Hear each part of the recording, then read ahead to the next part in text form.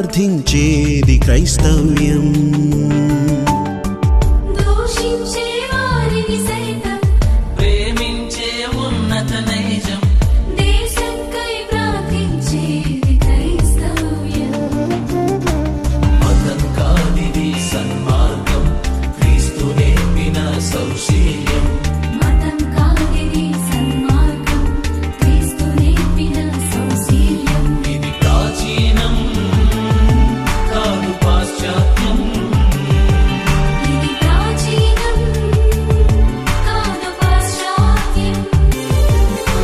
క్రైస్తవులం మేము భాగ్యవంతులం, ఏక మనసుతో దేవుని పని చేసేదం.